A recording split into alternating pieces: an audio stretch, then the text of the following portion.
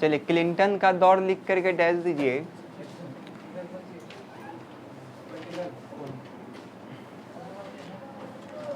देखिए प्रथम खाड़ी युद्ध के पश्चात जो जॉर्ज बुश थे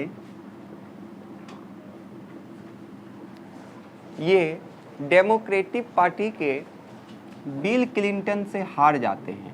डेमोक्रेटिक पार्टी के बिल क्लिंटन से क्या हो जाते हैं, हार जाते हैं। बात समझ में आया।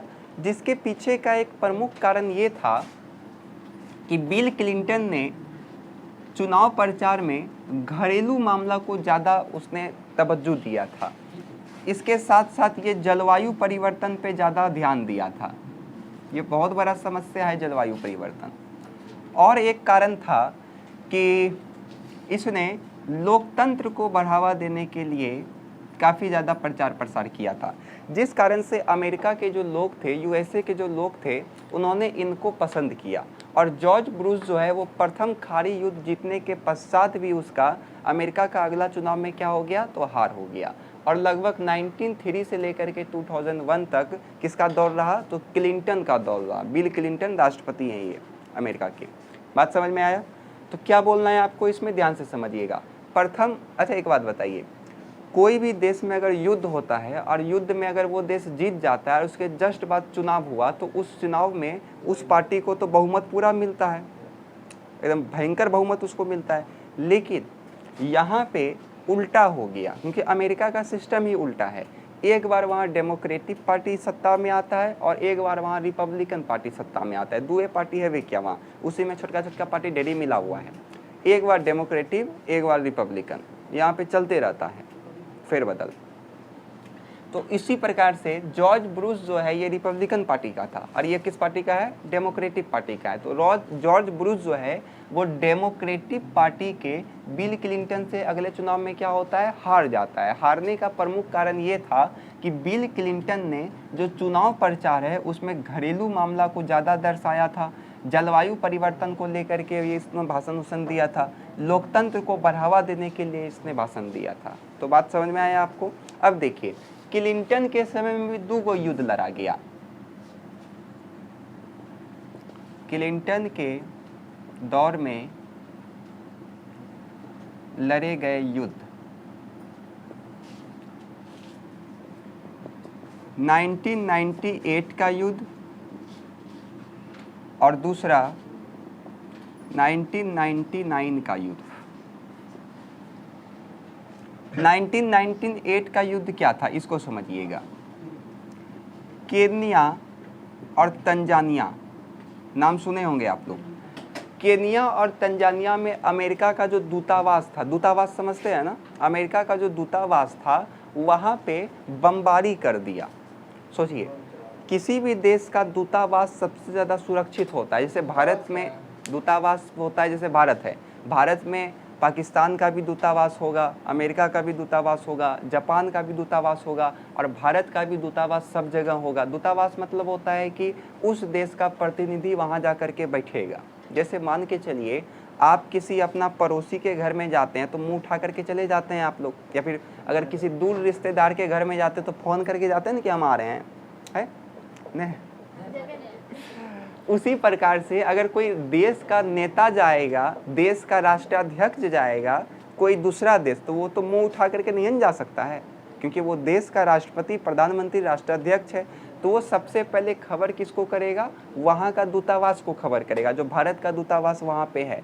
फिर वो वहाँ पे मैनेज करेगा कि किस प्रकार से आएंगे, सिक्योरिटी क्या रहेगा, ये सब मैनेज करता है उनके द्वारा। या फिर सिंपल आप जैसे मान के चलिए अमेरिका में काम करने के लिए गए, ठीक है, तो अमेरिका में आप काम करने के लिए गए तो आप तो भारतीय हैं, तो आपको कुछ भी काम पड़ेगा, अगर कोई भी समस्या आपको उत्पन्न हो गया, आपका सॉल्व नहीं हो रहा है, तो आपके लिए वहाँ पे दूतावास रहता है, भारत का दूतावास। वहाँ पे जाकर के आप अपना समस्या सॉल्व कर सकते हैं, वहाँ पे आपका ही लोग रहेगा। अब बात समझ में आया दूतावास क्या होता है। जैसे पहले जो राजा लोग नहीं भेजता था, दूत भेजता था, दूत, बस वही है दूतावास। भारत का दूत वहाँ पे है। दूत मतलब समझ रहे हैं ना, प्रतिनिधि। और किसी भी देश में जो दूतावास होता है उससे ज़्यादा शक्तिशाली भवन कुछ नहीं होता है, क्योंकि उसमें कोई भी घुसेगा तो जब तक वहाँ पे अंदर में जो बैठा रहता है ऑफिसर, आईएफएस बैठा रहता है, उसका जब तक साइन नहीं रहेगा वो अंदर नहीं आ सकता है। ये अभी हाल फिलहाल में आप वीडियो नहीं देखे थे कि ब्रिटेन में जो भारत का दूतावास था वहाँ पे कुछ खालिस्तानियों ने भारत का झंडा को उतार दिया था और खालिस्तानी झंडा को लगाने का प्रयास किया था, न्यूज़ में तो आया था। तो वही है दूतावास। तो प्रश्न भी उठा था कि वहाँ पे सिक्योरिटी नहीं था क्या कि उतना घुस गया। तो ये होता है दूतावास। दूतावास का बहुत शक्ति होता है, उस देश का प्रधानमंत्री तक नहीं घुस सकता है। जैसे भारत में भी पाकिस्तान का दूतावास है, अब भारत का राष्ट्रपति चाहेगा कि हम वहाँ जा कर के घुस जाएं, जब तक वो अंदर से परमिशन नहीं देगा तब तक वो अंदर नहीं आ सकता है। अब आप सोच सकते हैं कि कितना ज़्यादा ताकतवर होता है दूतावास, समझ रहे हैं ना। दूतावास पे हमला अगर कोई कर दिया, समझिए उस देश पे हमला हो गया। अब जैसे भारत में दूतावास है अमेरिका का, अगर भारत पे अमेरिका का दूतावास पे कोई हमला कर दिया तो अमेरिका समझेगा कि मेरे ऊपर हमला है वो। भारत का दूतावास मान के चलिए पाकिस्तान में है और पाकिस्तान का कोई आक्रमण कर दिया भारत का दूतावास, तो भारत सरकार सोचेगा कि वो किसके ऊपर हमला है, मेरे ऊपर। अब वही गलती कर दिया था कहाँ पे, तो केनिया और तंजानिया में। केनिया और तंजानिया में जो अमेरिका का जो दूतावास था वहाँ पे बमबारी कर दिया था। बमबारी समझते हैं ना, बम उम गिरा दिया था। अब अमेरिका को लग गया गुस्सा कि आप कैसे मेरा दूतावास पे बमबारी किया। तो अमेरिका अपना एजेंट को भेजा, मतलब जो गुप्त सूचनाकार सब होता है उसको भेजा कि पता लगाओ आखिर किसने करवाया है गुप्त मतलब ये। तो अमेरिका ने इसका जिम्मेदार किसको माना, अलकायदा आतंकवादी संगठन है ये। अलकायदा आतंकवाद, जैसे आईएसआई होता है ना, केरला स्टोरी में आप लोग सुने होंगे आईएसआई, तो ये पाकिस्तान का है। उसी प्रकार से एक अफगानिस्तान और सूडान का भी आतंकवादी संगठन है, उसका नाम क्या है, अलकायदा। तो इसी के ग्रुप ने वहाँ पे बमबारी करवाया था केनिया और तंजानिया में। किस पे, तो अमेरिका का दूतावास पे। तो अमेरिका, ये तो डायरेक्ट हमला किस पे था, अमेरिका पे। तो अमेरिका में उस समय फिर जो आपका होता है ये यूएनओ, उससे भी परमिशन नहीं लिया कि हम जा रहे हैं उसके ऊपर में युद्ध करने के लिए, सैन्य अभियान करने के लिए। डायरेक्ट अपना सेना को उठाया और भेजा केनिया और आपका तंजानिया। वहाँ से पता लगाया कि आखिर किसके द्वारा ये काम किया गया है, खोज खोज के सबको फिर मारना स्टार्ट किया। ये इसने एगो को जिम्मेदार बनाया। किसको बनाया जिम्मेदार, अलकायदा को। अलकायदा को जब इसने जिम्मेदार बनाया तो अलकायदा का जो प्रमुख जड़ है वो आपका सूडान और अफगानिस्तान में ज़्यादा इसको पाया जाता है। तो वहाँ पे इसने अपना सेना को उतारा, वहाँ पे सेना को उतार करके सबको मारा। ये मतलब दूसरे का देश में घुस करके ये मार करके आया है सबको। क्यों, क्योंकि इसके दूतावास पे हमला हो गया था, बमबारी कर दिया गया था। एक तंजानिया और आपका केन्या में जो दूतावास था अमेरिका का, वहाँ पे आक्रमण कर दिया था, बमबारी कर दिया था। तो ये तुरंत पता लगाया कि आखिर किसने करवाया है। तो इसने इसका जिम्मेदार किसको माना, अलकायदा आतंकवादी संगठन को माना। ये इस्लामी संगठन है और इसको मारने के लिए ये सूडान और अफगानिस्तान जैसा देश में अपना सेना को उतारा, सिविल ड्रेस में भी उतार दिया था, मार मार के ये लोग का भुट्टा छुड़ा दिया। और इसी को नाम दिया गया ऑपरेशन इन्फानाइट रीच। इसका नाम क्या दिया गया, ऑपरेशन इन्फानाइट रीच। आया समझ में, किसी को कोई दिक्कत है यहाँ तक में। फिर एक हुआ 1999 का युद्ध। तो देखिए कोसोवो में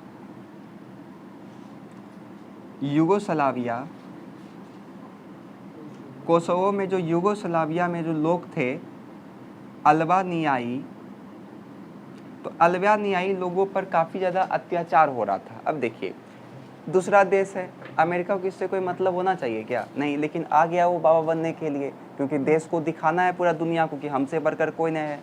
तो आ गया वो यहाँ पे भी, बोलता है क्यों अत्याचार कर रहे हो तुम। नाटो के बारे में आप लोग को हम पिछला क्लास में पढ़ाए थे, नाटो के बारे में पिछला क्लास में पढ़ाए थे कि नहीं। नॉर्थ अटलांटिक टेरिटरी ऑर्गेनाइजेशन, जिसमें लगभग कितना सदस्य है, लगभग 30 सदस्य है इसमें। और नाटो का पूरा सेना होता है और ये पूरा का पूरा सेना को उतार दिया कोसोवो में। और कोसोवो में जो वहाँ पे चल रहा था आंदोलन, वहाँ पे भी भयंकर मारपीट किया, बमबारी किया। अब बताइए कोई 30 देश का सेना मिल करके किसी एक देश का सेना को मार रहा है, क्या ये मामूल, तो ये खतरनाक बात है कि नहीं। नाटो के बारे में हम पिछले क्लास में पढ़ा दिए हैं आपको, शीत युद्ध का दौर में हम पढ़ा दिए हैं। तो जो नहीं पढ़ा है वो जा करके देख लीजिएगा वीडियो, नाटो के बारे में पढ़ाए हैं और वार्सा संधि के बारे में पढ़ाए हैं, तो उसको आप लोग जाकर के पढ़ लीजिएगा। तो नाटो का सहायता से उसने लगभग, जिसमें अभी लगभग 30 देश है फिलहाल, मूल देश तो उसमें 12 ही है, अभी लगभग 30 देश उसमें हो गया है। सब जाकर के घुस करके किसको मारा, कोसोवो में। और कोसोवो में जाकर के परिस्थिति को समान किया। आ रहा है समझ में ना। तो क्लिंटन के दौर में कितना युद्ध लड़ा गया, 2 युद्ध लड़ा गया। एक तो आपका 1998 का युद्ध लड़ा गया और दूसरा कौन सा, तो 1999 का युद्ध लड़ा गया। आ रहा है समझ में। पहला युद्ध कौन सा लड़ा गया था, operation desert storm, operation desert storm. दूसरा हम लोगों को क्या लिखना है, 1998 का युद्ध, इसमें कौन सा ऑपरेशन चलाया था, तो operation infinite reach, operation infinite reach, infinite reach, ठीक है यहाँ तक में। और इसमें कोई ऑपरेशन नहीं था, डायरेक्ट जाकर के घुस के मारा है। बताइए क्या 1998 के युद्ध में नाटो से परमिशन, यूएनओ से परमिशन लिया गया था क्या, नहीं लिया गया था। ये एग्जाम में पूछता है कि अमेरिका द्वारा चलाए गए ऑपरेशन इन्फानाइट रीच में क्या अमेरिका ने संयुक्त राष्ट्र संघ से मतलब आज्ञा लिया था, नहीं। ऑप्शन में रहेगा तो उसमें मार देना नहीं, हाँ या नहीं, नहीं रहेगा, वहाँ स्टेटमेंट में रहेगा निम्नलिखित कथनों पर विचार कीजिए। पहला ऑप्शन रहेगा कि अमेरिका द्वारा ऑपरेशन डेजर्ट स्टॉर्म इराक के विरुद्ध चलाया गया था। दूसरा ऑप्शन रहेगा, कुछ भी रह सकता है, कि अमेरिका द्वारा ऑपरेशन इन्फानाइट रीच चलाने के लिए संयुक्त राष्ट्र संघ से परमिशन नहीं लिया गया था, तो दूसरा वाला सही हो जाएगा। तो इस प्रकार से स्टेटमेंट में रहेगा, ये मत सोचेगा कि हाँ रहेगा नहीं रहेगा और फटाफट नहीं, वो बुतरू वाला आप लोग का नहीं है सिलेबस। 1998 का युद्ध आप लोग को समझ में आया, कैसे बोलना है इसको एक बार फिर से समझ लीजिए। सबसे पहले लिखिएगा, प्रथम खाड़ी युद्ध जीतने के पश्चात भी जॉर्ज ब्रूस जो है वो डेमोक्रेटिक पार्टी के बिल क्लिंटन से क्या हो गया, हार गया, क्योंकि बिल क्लिंटन ने चुनाव प्रचार में घरेलू मामला, जलवायु परिवर्तन और लोकतंत्र को बढ़ावा देने जैसे बातों को ज़्यादा प्रसार किया था। हो जाएगा। फिर इसमें हम लोग लिखेंगे कि क्लिंटन के दौर में दो युद्ध लड़ा गया था प्रमुख रूप से, पहला 1998 का युद्ध और दूसरा 1999 का युद्ध। तो 1998 का युद्ध क्या है, तो जब केनिया और तंजानिया में अमेरिकी दूतावास पे जब बमबारी हो गया था तो अमेरिका ने इसको गंभीरता से लिया और उसने तुरंत पता लगा लिया कि इस बमबारी के पीछे में किसका हाथ है, और उसने इस्लामी आतंकवादी संगठन अल कायदा को इसका जिम्मेदार माना और बिना संयुक्त राष्ट्र संघ से आज्ञा लिए वो अफगानिस्तान और सूडान में जाकर के इन लोगों को खोज के क्या किया, बात बुझ रहे हैं ना। और इसी को क्या नाम दिया गया, ऑपरेशन इन्फानाइट रीच। उसके बाद दूसरा है आपका 1999 का युद्ध। तो इसमें क्या लिखेंगे हम लोग, तो क्लिंटन के दौर में दूसरा युद्ध 1999 में लड़ा गया। इस युद्ध में जब कोसोवो में यूगोस्लाविया ने अल्बानियाई लोगों में जो आंदोलन हो रहा था उसको दबाने का प्रयास किया, तो अमेरिका ने इसने दखल दिया और अमेरिका नाटो सेना के साथ उस देश पे आक्रमण किया और वहाँ का परिस्थिति को क्या किया, समान किया। आया समझ में, बस इतना ही है इसमें, क्लियर है। चलिए फटाफट इसको लिखिए।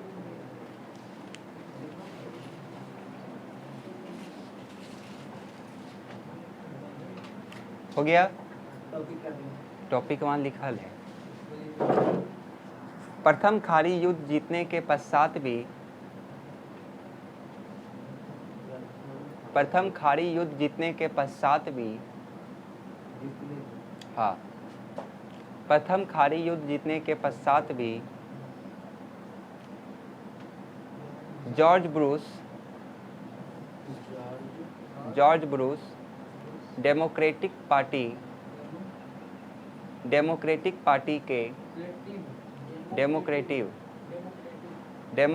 पार्टी के उम्मीदवार बिल क्लिंटन से हार गए। डेमोक्रेटिक पार्टी के उम्मीदवार बिल क्लिंटन से हार गए, बिल क्लिंटन से हार गए, क्योंकि क्लिंटन ने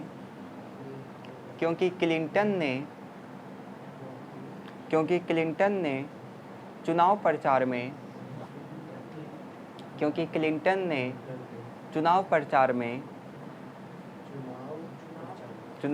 में घरेलू मामला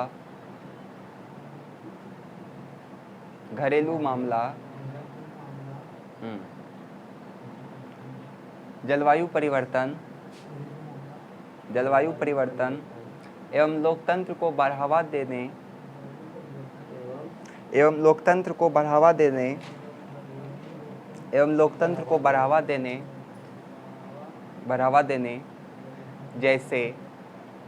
देने जैसे कार्यों का प्रचार प्रसार किया। अगला इसी में सब हेडिंग दीजिए, क्लिंटन के दौर में लड़े गए प्रमुख युद्ध, प्रमुख लगा दीजिएगा, लड़े गए प्रमुख युद्ध। पहला लिखिए और इसमें डैश दीजिए। 1998 का युद्ध, इसमें डैश दे करके लिखिए। हाँ लिखिए। जब केन्या और तंजानिया जब केन्या और तंजानिया जब केन्या और तंजानिया केन्या और तंजानिया में स्थित अमेरिकी दूतावास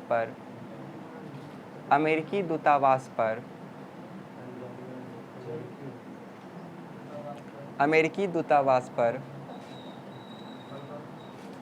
कुछ आतंकवादी संगठनों ने बमबारी किया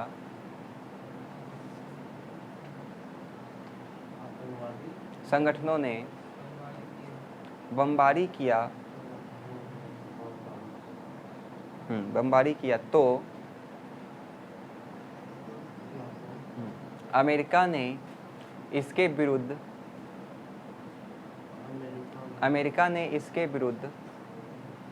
कड़ी कार्रवाई की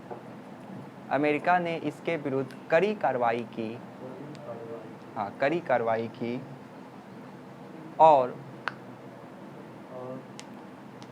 इस घटना का जिम्मेदार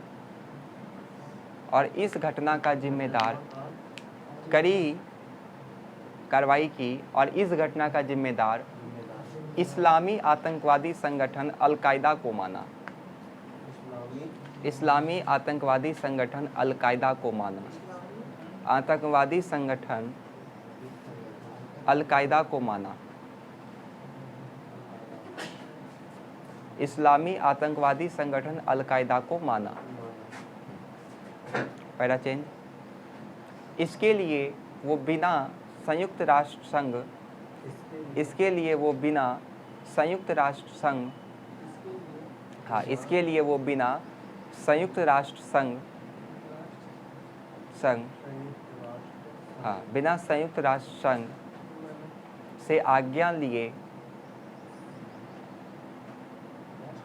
से बिना आज्ञा लिए सूडान व अफगानिस्तान में अल-कायदा के ठिकानों पर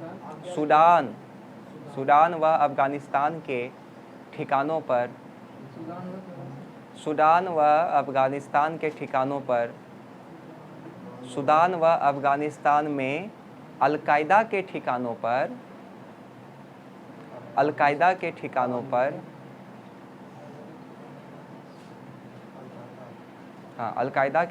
पर बमबारी किया।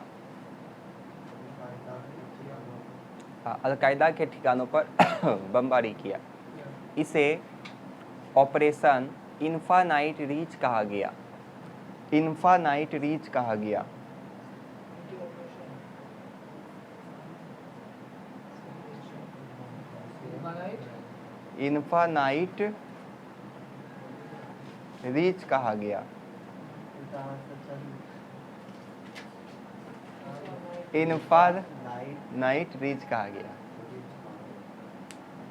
चलिए अब अगला लिखिए। 1999 का युद्ध। हाँ दूसरा नंबर है। दूसरा क्या होता है? दूसरा होता है।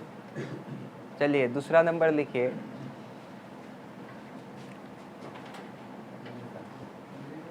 क्लिंटन के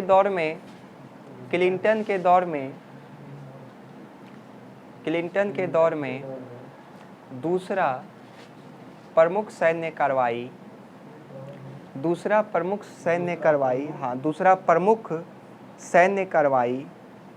1999 में हुआ। दूसरा प्रमुख सैन्य कार्रवाई 1999 में हुआ। हाँ यह कार्रवाई कोसोवो में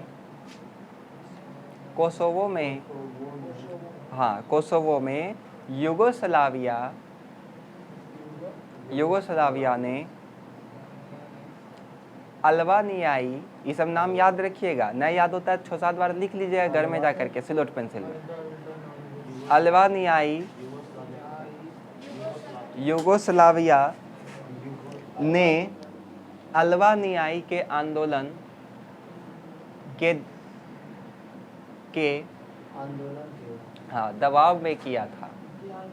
हाँ आंदोलन का जो दबाव कर रहा था इसके विरुद्ध में किया था, आंदोलन के दबाव के विरुद्ध में किया था, आंदोलन के दबाव के विरुद्ध में किया था।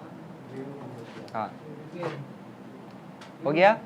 इसमें नाटो सेना के साथ, इसमें नाटो के साथ मिलकर, इसमें नाटो के साथ मिलकर कोसोवो में परिस्थितियां सामान्य की गई।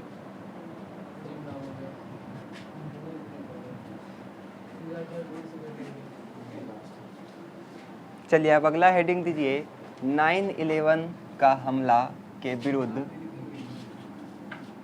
9/11 के हमला के विरुद्ध ऑपरेशन इंड्यूरिंग फ्रीडम। हाँ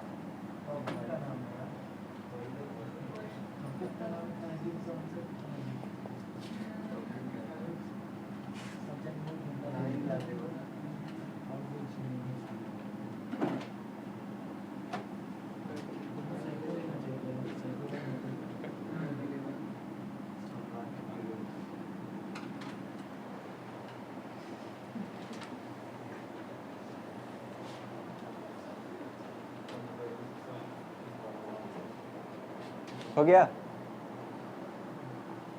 9/11 से आप क्या समझ रहे हैं? सितंबर 2011?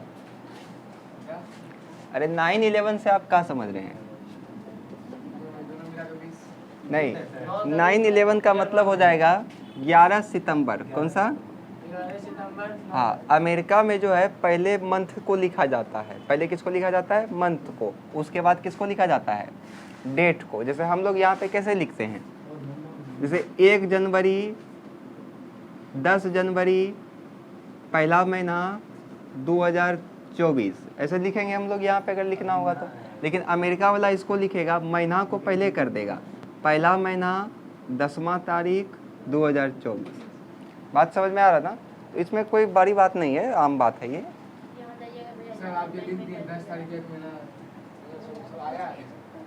आ जाएगा ना, आ जाएगा, बहुत जल्द आ जाएगा। चलिए बात समझिए। तो 9/11 का मतलब क्या हो जाएगा? तो 11 सितंबर 2001 का घटना है ये। तो इसको ध्यान से समझिएगा। ये अमेरिका के लिए काफ़ी ज़्यादा काला दिन है 9/11। हाँ बहुत काला दिन है उस बेचारे के लिए। क्यों? क्योंकि इसी दिन अमेरिका का 4 गो व्यावसायिक जहाज को हाईजैक कर लिया था। अरब देश के कुछ मुस्लिम आतंकवादी संगठनों ने 4 विमान को हाईजैक कर लिया। टोटल कितना विमान को? 4। हाईजैक मतलब कब्जा कर लिया। जब आसमान में जहाज उड़ता है तो उसका तो ज़मीन से कांटेक्ट ख़त्म हो जाता है। कांटेक्ट करने का मतलब है कि उतरेगा तो आप सीधा जाइएगा ऊपरे, तो कांटेक्ट तो खत्म हो गया जब तक वो आसमान में है। तो हाईजैक मतलब होता है जैसे आप बंदूक लेके गए, अब बहुत सारे आदमी बैठा हुआ है, आप बंदूक चुरा करके लेके गए। हालांकि सिक्योरिटी इतना टाइट होता है कि आप कुछ भी नहीं लेके जा सकते हैं, लेकिन सपोज करिए आप कैसे करके लेके चल गए जहाज़ में। जैसे जहाज़ ऊपर पहुंचा आसमान पे, आप जा करके गोली बंदूक किसी का माथा पे टांग दिए, और अब आप अपना मांग रख रहे हैं कि मेरा ये मांग पूरा करो तब हम छोड़ेंगे ये लोग को। तो उसी को कहा जाता है हाईजैक, अपना कब्जा कर लेना। भारत में भी तो हुआ है 2-3 गो प्लेन हाईजैक, भारत का प्लेन। तो 4 गो व्यावसायिक जहाज को अमेरिका का हाईजैक कर लिया। इसका मकसद सरकार से अपना बात मनवाना नहीं था, बल्कि वहाँ पे तहस नहस मचाना था। कैसे? उसको समझिए। अमेरिका का 4 विमान उसने जब हाईजैक किया तो उन लोगों ने प्लान बनाया कि इसको हम विभिन्न जो महत्वपूर्ण इमारत है उससे हम टकराएंगे। तो 2 गो विमान जो है न्यूयॉर्क का वर्ल्ड ट्रेड सेंटर बिल्डिंग है, ये बहुत बड़ा बड़ा बिल्डिंग तो होता ही है वहाँ पे। तो 2 गो विमान को उसने टकरा दिया जा करके किससे? World trade centre. अब सोचिए उतना बड़ा विमान अगर किसी बिल्डिंग से टकराएगा कितना तहस नहस मचाएगा। तो आप आज घर जा कर के गूगल में सर्च करिएगा 9/11 अमेरिका, इतना बस आप लिख दीजिएगा गूगल पे, यूट्यूब पे नहीं सर्च करना है, क्योंकि गूगल पे जब आप सर्च करिएगा तो वहाँ पे आपको दिखेगा चित्र, है ना। चित्र में आपको बताएगा कि किस प्रकार से तहलका मचा। हालांकि हम टेलीग्राम पे भेज देंगे आप लोग को, देख लीजिएगा, छोड़िए आप लोग क्यों मेहनत करिएगा, हम ही आप लोग को भेज देंगे।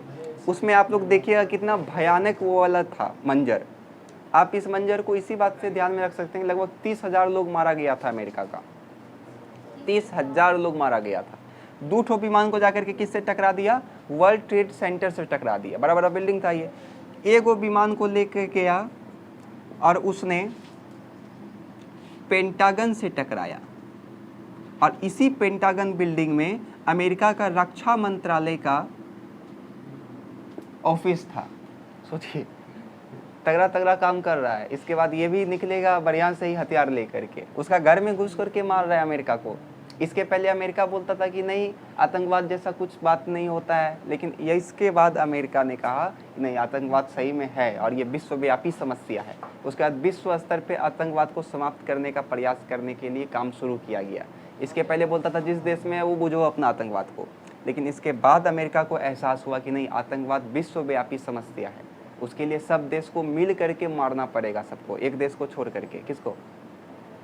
पाकिस्तान। वो तो खुद आतंकवाद को प्रोड्यूस करता है, तो वो क्या ख़त्म करेगा। उसके बाद एक बिल्डिंग को वो सोच रहा था कि गिराएंगे हम लोग कहाँ पे, तो अमेरिका का कांग्रेस पे। अब ये कांग्रेस आप पार्टी मत समझ लीजिएगा, जैसे हम लोग के यहाँ संसद को क्या कहा जाता है, लोकसभा और राज्यसभा कहा जाता है ना, उसी प्रकार से वहाँ पे संसद को क्या कहा जाता है, कांग्रेस कहा जाता है। एक बार ऑब्जेक्टिव में पूछा भी था कि अमेरिका के संसद को क्या कहा जाता है, तो कांग्रेस कहा जाता है, याद रहे। तो एक विमान सोचा था कि अमेरिका का कांग्रेस पे जाकर के गिराएंगे, लेकिन गलती से ये विमान वहाँ नहीं गिर करके पेंसिल्वेनिया में गिर गया। पेंसिल्वेनिया जगह का नाम है, पेंसिल्वेनिया में जाकर के गिर गया, तो अमेरिका का कांग्रेस बच गया। अगर यहो चल जाता तो सोच सकते हैं कि किसी देश का संसद अगर तहस नहस हो गया तो कितना ये शर्म का बात है। एक तो उसने वर्ल्ड ट्रेड सेंटर को ख़त्म कर दिया, रक्षा मंत्रालय का ऑफिस जो था उसको भी तहस नहस कर दिया, और एक वो जा रहा था तहस नहस करने कांग्रेस को, लेकिन गलती से फ्यूल ख़त्म हो गया होगा उसका, तो वहाँ नहीं गिर करके वो कहाँ गिर गया, पेंसिल्वेनिया में गिर गया। आ रहा है समझ में। टोटल 4 विमान को हाईजैक किया था, तो 2 ठो तो गिराया न्यूयॉर्क का वर्ल्ड ट्रेड सेंटर में, 1 ठो वर्जीनिया का पेंटागन भवन में गिराया जिसमें रक्षा मंत्रालय का ऑफिस भी था, और 1 ठो को लेकर के जा रहा था पेंसिल्वेनिया में गिराने के लिए, लेकिन वो वहाँ नहीं जा करके कहाँ गिरा, पेंसिल्वेनिया में गिर गया। कांग्रेस में नहीं गिर करके कहाँ गिर गया, पेंसिल्वेनिया। बात समझ में आया। अब सोच सकते हैं कि कितना भयावह ये घटना होगा। लगभग 30,000 लोग अमेरिका का मारा गया था। उस समय जो अमेरिका के राष्ट्रपति थे वो जॉर्ज बुश का ही बेटा था, जॉर्ज बुश का ही बेटा था, जॉर्ज W बुश। नाम याद रहेगा, खाली क्या लगा देना है, W। अब जैसे किसी का नाम है सौरभ कुमार, तो सौरभ आएगा कोई तो W कुमार नहीं, वो अपना भविष्य का संतान का नाम रखेगा सौरभ W कुमार। आप रख लीजिएगा सुमित M कुमार, नवीन Z कुमार। तो अभी तो चिल्लर कुमार के बोल रहा था। अच्छा सुनिए, जॉर्ज W बुश उस समय वहाँ के राष्ट्रपति थे अमेरिका के। अब बात समझिए, इसी के शासनकाल में इतना बड़ा कांड हो गया, तो अब ये शांत रहेंगे क्या, नहीं। अब इनका पारा हो गया गर्म। अब उसके बाद जो युद्ध स्टार्ट होगा उसके बाद तहलका मचा दिया ये लोग, और इस घटना को क्या नाम दिया गया, तो 9/11 इस घटना को क्या नाम दिया गया, 9/11 दिया गया, ठीक है। इसके बाद इन लोगों ने इसका जिम्मेदार किसको माना, तो अलकायदा को माना, क्योंकि याद करिए अमेरिका घुस करके मारा था ये लोग को अफगानिस्तान और सूडान में, अलकायदा वाला को, तो ये लोग दिमाग लगा कि यही लोग काम किया होगा, बदला लेने आया होगा, तो अलकायदा को और अफगानिस्तान का तालिबान सुने होंगे आप लोग, हाल फिलहाल में न्यूज में है ये तालिबान, तो इस दोनों को ये जिम्मेदार बनाया, पहला अलकायदा को और दूसरा तालिबानी शासक को। बात समझ में आया। इसके बाद ये अपना गुप्तचर को उस देश में जा कर के छोड़ा, इन्हें कि हम बता के कि हम आ रहे हैं, चुपचाप उस देश में घुस करके गया, जो जो उसका प्रमुख सब था उसको पकड़ पकड़ के जेल में जा करके डाला, और उस देश का सरकार तक को नहीं बताया कि हम इसको गिरफ्तार करके लेके जा रहे हैं। चुपचाप उसको किडनैप किया और किडनैप करके अमेरिका लेकर के आ गया। आप सोच सकते हैं इसका ताकत। उस देश में घुस करके जो किया था उसका पता लगा करके या तो वहीं पे मार दिया, या तो अगर ला सकता था तो उसको उठा करके ला करके अमेरिका लेकर के आया। और अमेरिका लेकर के नहीं आया, क्योंकि अमेरिका लेकर के आता तो उस देश का सरकार उस पर दबाव बनाता, अंतर्राष्ट्रीय कोर्ट में ये मामला चला जाता। तो अब अमेरिका क्या किया इसको, तो क्यूबा, अमेरिका महाद्वीप के ही बगल में है क्यूबा, आपको नक्शा में हम दिखा देते हैं। क्यूबा एक जेल है गुआंतानामो बे, गुआंतानामो बे ये एक जेल का नाम है। इस जेल के बारे में आज तक कोई जानता ही नहीं कि यहाँ के जो अंदर जाता है उसके साथ क्या होता है। इतना गुप्त सूचना इस जेल के बारे में रखा जाता है। सबको पकड़ पकड़ के गुआंतानामो बे में जा करके रखा गया। क्यों रखा गया यहाँ पे, क्योंकि यहाँ पे किसी को घुसने का परमिशन ही नहीं है, ना तो यूएनओ का सदस्य इसके अंदर जा सकता है, ना तो कोई जा सकता है। पूरा सिक्योरिटी यहाँ पे टाइट है। सबको पकड़ पकड़ के गुआंतानामो बे में जा करके रखा गया। अब क्या किया होगा, अब आप समझ सकते हैं कि क्या किया होगा वहाँ ले जा करके उसको, लेकिन मौत से भी बढ़कर मौत दिया होगा वो लोग को। सबसे खतरनाक अगर जेल है इस दुनिया में तो हमको लगता है वही होगा, गुआंतानामो बे। मौत के लिए इंसान वहाँ तड़पता है कि मौत आ जाए जल्दी से, जीने से अच्छा उसको मौत लगता है कि काश।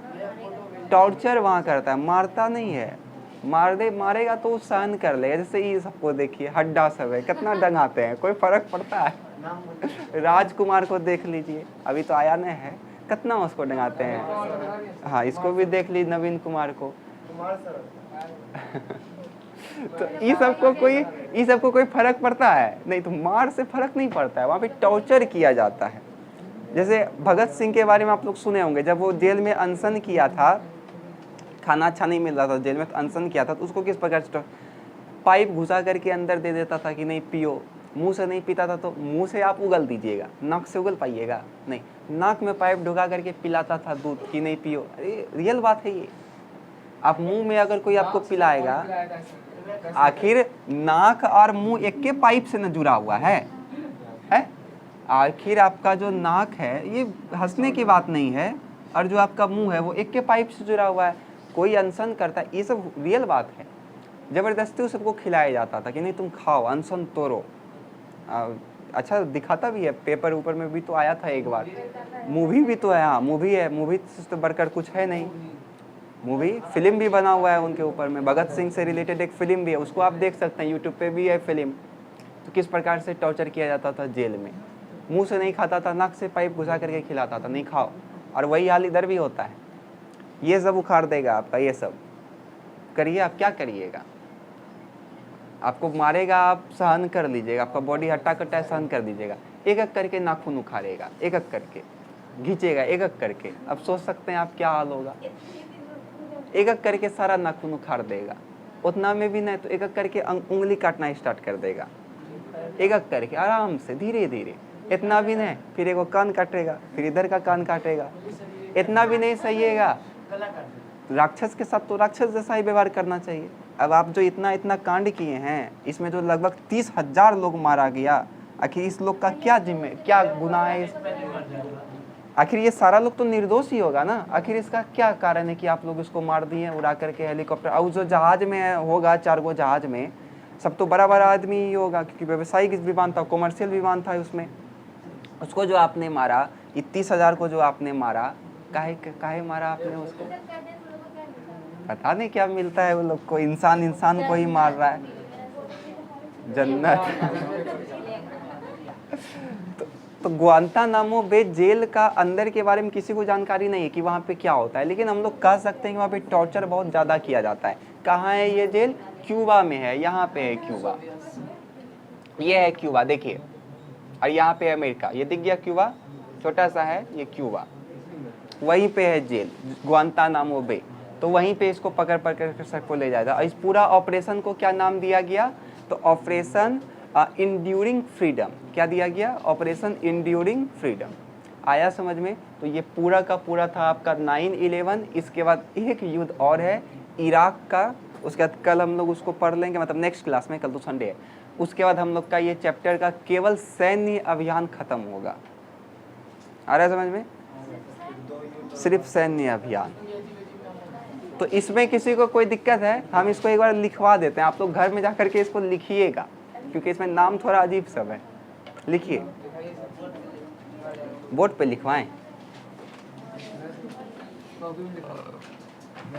स्टार्ट किया जाए।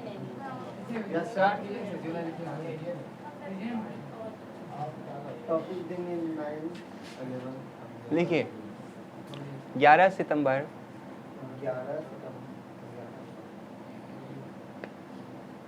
को अमेरिका के 4 व्यावसायिक विमानों को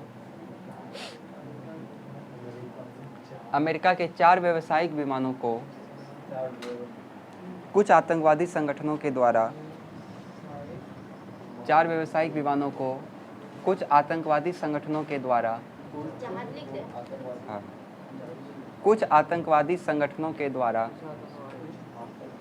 हाईजैक कर लिया गया।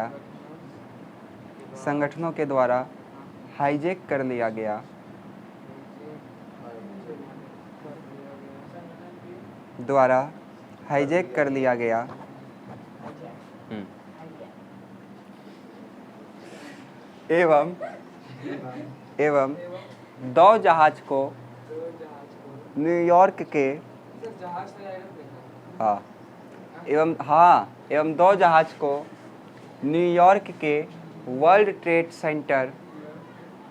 न्यूयॉर्क के वर्ल्ड ट्रेड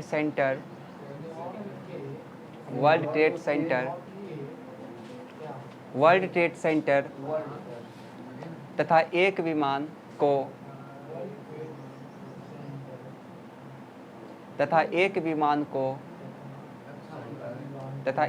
को वर्जीनिया के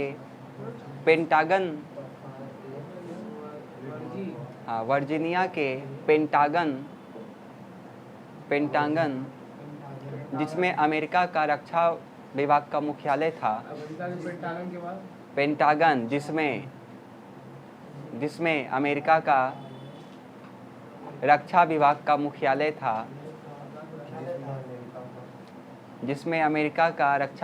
मुख्यालय था,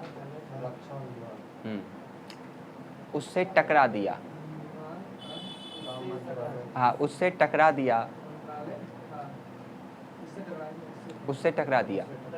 और एक विमान को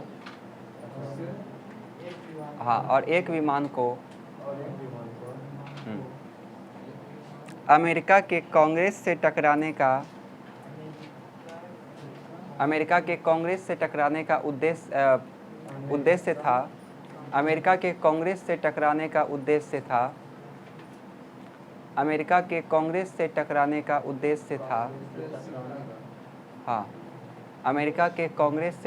का उद्देश्य था, किंतु यह पेंसिल्वेनिया में जा गिरा।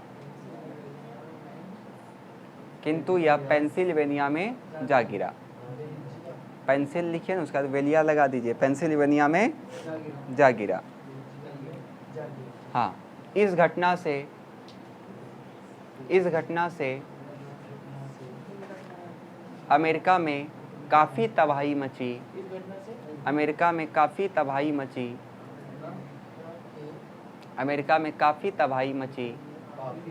हाँ, इसे 9/11 का हमला कहा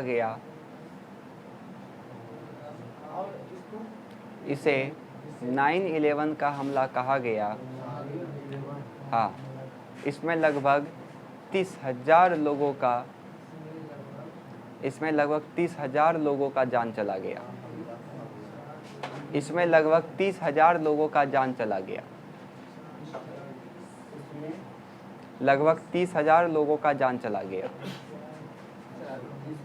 हाँ, चलिए इसमें सब हेडिंग दीजिए, अमेरिका के द्वारा किया गया कार्रवाई। सब हेडिंग दीजिए ना, तो अमेरिका के द्वारा किया गया कार्रवाई।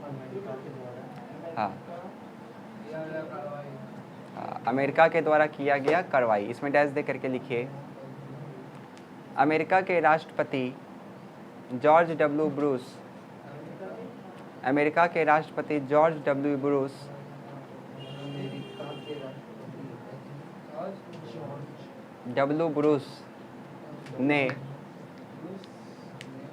ने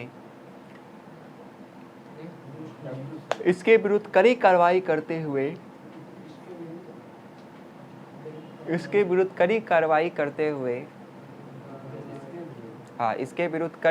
करते हुए ऑपरेशन इंड्यूरिंग फ्रीडम चलाया गया। हाँ, ऑपरेशन इंड्यूरिंग फ्रीडम चलाया गया। हो गया, ऑपरेशन इंड्यूरिंग फ्रीडम चलाया गया तथा इस घटना के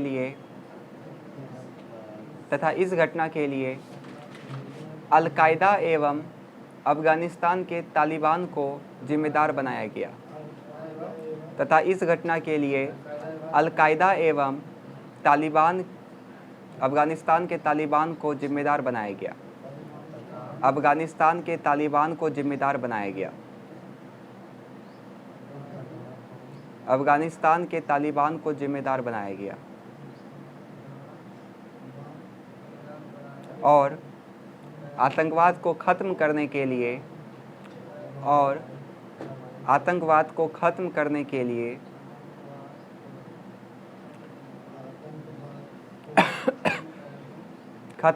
लिए विश्वव्यापी स्तर पर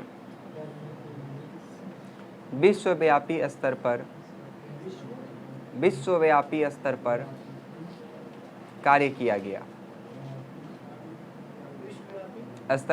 किया गया। Para change. अमेरिका ने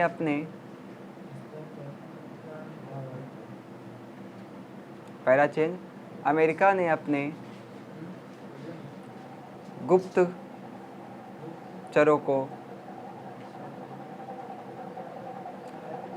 गुप्तचरों को विभिन्न देशों में भेजा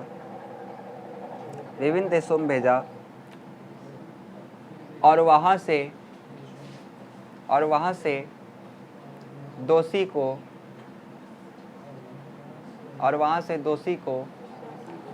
गिरफ्तार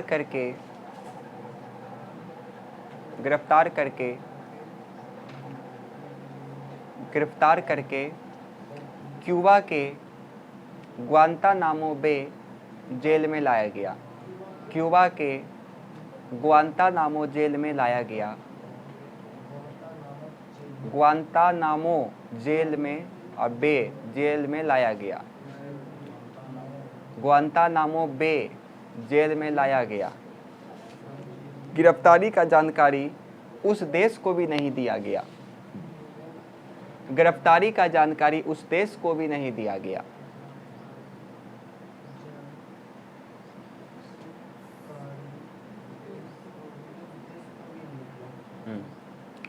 दिक्कत है याद में किसी को? चलिए कर लीजिएगा इतना सा।